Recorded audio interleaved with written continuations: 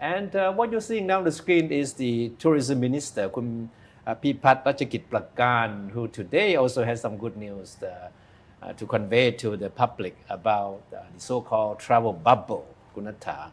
As you know that the tourism and sports ministry is pinning its hope on the so-called travel bubble to jumpstart Thailand's tourism industry, which has suffered heavily from the impact of the coronavirus pandemic.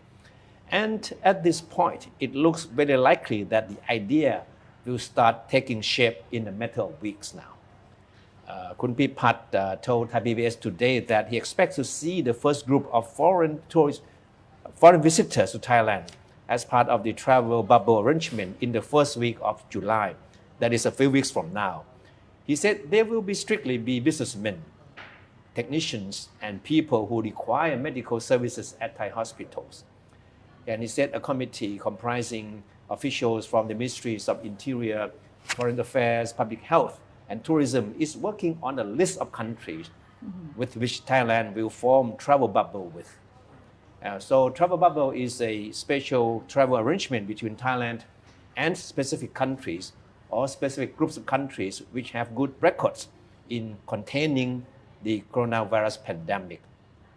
But this is quite interesting because it's travel bubble and Thailand will have to have specific guidelines for those tourists from other countries. For example, they won't be able to roam freely and they can only go to places which have high disease control capabilities.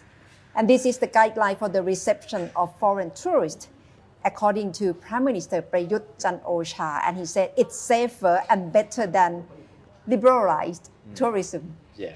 Of course, then there is a question as to when foreign tourists will be allowed to return to Thailand, because this will be the ultimate answer to revitalizing tourism industry here. So the tourism minister told ThaiPBS World that if the first phase of travel bubble proves successful, then there is a possibility that Thailand will open its door to foreign tourists in the following month or so for a period of trial. Authorities are looking at certain tourist destinations that could be open to foreign tourists in the initial stage as part of the travel bubble plan. They include Phuket, Krabi, and Samui in the south. The tourism minister said because of their geographical locations, these places make it easier for authorities to monitor tourists and enforce health control measures. Because it's travel bubble, so it's spatial arrangement between Thailand and other countries. So it doesn't mean that tourists will have to be in state quarantine. No. They don't have to, but they cannot roam freely anywhere in Thailand. Because the most important thing is to make sure that these tourists are from countries that have proved themselves to be successful in containing the virus. In fact, we have a list of some countries already, Kunatha, which are most likely to be among the first groups of countries that will enter into this special arrangement with Thailand. Of course, the names of Japan, New Zealand, Australia, some of the Scandinavian countries have been mentioned. Of course, with the recent second wave of something a potential of second wave happening in countries like New Zealand or China, then there could be some question as to whether we should take another look at this list or not. But as far as we know, they haven't specified the specific set of the country yet for travel bubble. So we have to stay put and see what's the decision will be taken by the government. Yeah, in fact, there's a committee now that is working very hard to decide which countries should be included in this initial stage of the travel bubble plan. And they will have to come up with answers as to why these countries are chosen. Because I'm sure that there will be a lot of questions from people in local areas that may be concerned that any foreign arrivals here could pose a risk of spreading of the virus. So this committee has to be very, very certain that they have all the answers ready when they come up with this list to be announced publicly. Yeah, but it's another option to revive local tourism and international tourism as well.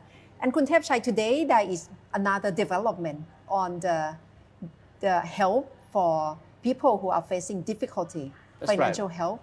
That's right, because despite the government's cash handouts and other relief measures, a few weeks ago, there are still millions of people out there who have been impacted by the coronavirus pandemic and are still waiting for help.